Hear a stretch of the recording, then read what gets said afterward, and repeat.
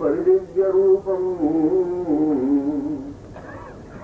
नित्यं वदाम्यं वर्णेव नित्यम् आरोहतां परिपूर्णमदैव रूपम् गुरुदेव तुभ्यं सततं नमामि। जो समस्त देवताओं के अंशीभूत स्वरूप, जो नित्य मानव रूप में और सामान्य रूप में इसलिए रहते हैं कि जिससे अभिन्नता का बोध न हो, जो अपने आप में ज्ञान की साकार प्रतिमा है, जो इष्ट और साधक के बीच में सेतु है, जिनका शब्द ही अपने आप में जीवन की पूर्णता है, ऐसे ही मैं अपने आराध्य परम पूज्य गुरुदेव का हृदय से ध्यान करता हुआ प्रणाम करता हूँ और आपको आशीर्वाद देता हूँ कि आपके जीवन में पूर्णता हो।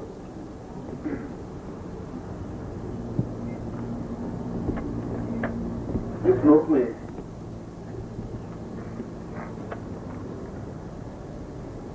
कुछ नवीन बातें, नवीन तथ्य शंकराचार्य ने अपने शंकर भाष्य में स्पष्ट किए। मैं सुबह आपको बता रहा था कि जीवन की पूर्णता गृहस्थ में है, संन्यास में, क्योंकि संन्यास का तात्पर्य है छोड़ देना, और ये परिभाषा ही गलत हुई।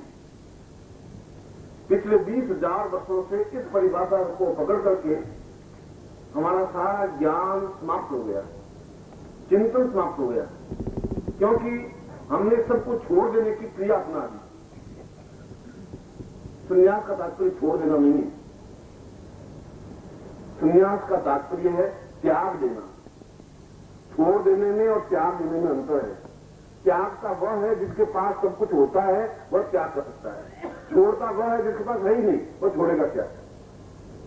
और हमारी परिभाषा संन्यास की कि छोड़ करके बैठ गए, और इस छोड़ देने से ज्ञान एकांगी हो गया है। और हमने कृष्ण को पहली बार वैदिक काल से लगा करके आर्य युग और आर्यों से आगे चल करके पौराणिक युग, यह पूरा युग संन्यास युग रहा। मगर उनकी संन्यास की परिभाषा अपने आप में त्याग वृत्ति थी।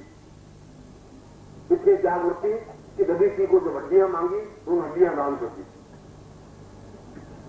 जब विश्वामित्र को उनका पूरा ज्ञान मांग दिया, उन्हें पूरा ज्ञान दे दिया। बस त्याग वृत्ति थी, उनके पास कुछ था। आगे चल करके नवीन परिभाषा का निर्माण हुआ। उन्होंने पत्नी को छोड़ देना, पुत्र को छोड़ देना, घर बार छोड़ देना, और ये सब को छोड़ करके जंगल में भटक जाना संन्यास की परिभाषा बन गई। और इस संन्यास में पिछले 3,000 वर्षों में हमें बहुत अधिक कष्ट, वेदना, परेशानियां और दुख दिए। हम संन्यास को समझे ही नहीं, क्योंकि सन्यासी होने के बाद भी उनकी कामना, इच्छाएं समाप्त नहीं हो पाई। उसके बाद भी उनके जीवन की इच्छाएं दूर नहीं हो पाई। और कृष्ण को हमने पूर्ण रूप से योगी राज कहा। कृष्ण वंदे जगत गुरु, उसको गुरु कहा, संसार का गुरु। और शंकराचार्य श्लोक में ये कह रहे हैं कि कृष्ण को हमने जगत गुरु इसलिए कहा कि वे पूर्ण रूप से भोगमय होते हुए भी विरक्त थे। इसलिए भोगमय होकर के छोड़ देना, भोगों को छोड़ करके बैठ जाना, जीवन की अपने आप में उच्च कोटि की त्याग वृत्ति है।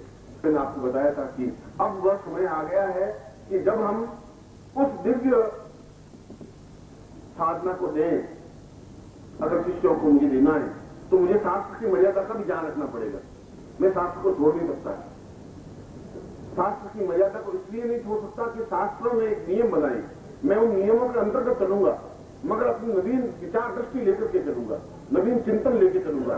उस छड़े के लिए पानी में मैं स्नान नहीं कर सकूंगा, मैं बहते हुए पानी में स्नान करूंगा। वो तालाब का जो गंदा पानी है जिसमें हजारों लोगों ने स्नान कर दिया है, मैं उसमें अपने आप को पवित्र नहीं कर सकता। मेरे जीवन का चिंतन है नहीं, और मेरा पूरा यौवन उन सन्यासियों से जूझने में लगा। सन्यासी कह रहे हैं आप इस प्रकार से शिष्यों को एक जगह बिठा करके गाना बजाना नहीं कर सकते, संगीत नहीं होना चाहिए। मेरा संगीत तो अवश्य होना ही चाहिए, क्यों नहीं होना चाहिए? साधुओं के लिए कहां बनाई है संगीत की? कौन से शास्त्र तुम्हारा, कौन सा पुराण, कौन सा वेद कह रहा है? कहां, किस प्रकार से? क्योंकि जहां संगीत है वहां नृत्य है, और नृत्य का तात्पर्य है अपने आप को जमीन से ऊपर उठा करके चलना, वो नृत्य है। नृत्य जमीन से चिपक के चलना नहीं है, और जमीन से ऊपर उठाने की क्रिया देवत्व की और अग्रसर होने की क्रिया है। हम जमीन से चिपक के चलते हैं, हम तो जमीन पर बैठ जाते हैं, पैर की मार करके 4 घंटे बैठे रहते हैं और जमीन से चिपक जाते हैं। ये नहीं, ऊपर उठने की क्रिया है, सहज वृत्ति है। नृत्य तब होता है जब हम ऊपर उठते हैं, और संगीत तब होता है जब हमारी भावना ऊपर की ओर अग्रसर होती है। इसलिए सन्यासियों के लिए तो नृत्य और संगीत पहली कड़ी है, नहीं तो बिल्कुल ठूंठ हो जाएंगे। आपको खड़ा कर दूं कि आपको यहां बोलना है, गुरु पर बोलना है। अब गुरु को आपने देखा है, आपको मालूम है गुरु को किसको कहते हैं, और आप राज में स्तुति गाते हैं, गुरु ब्रह्मा गुरु विष्णु कहते हैं, और तन मन धन सब छोड़ दिया गुरु चरणों में, ये सब गाते हैं। मगर मैं अगर आपको बोल रहा हूं तो आप 2 मिनट से ज्यादा बोल नहीं पाएंगे, ज्यादा 10 ही मिनट बोलेंगे। 5 मिनट के बाद तो आप सोचेंगे अब क्या बोलना है।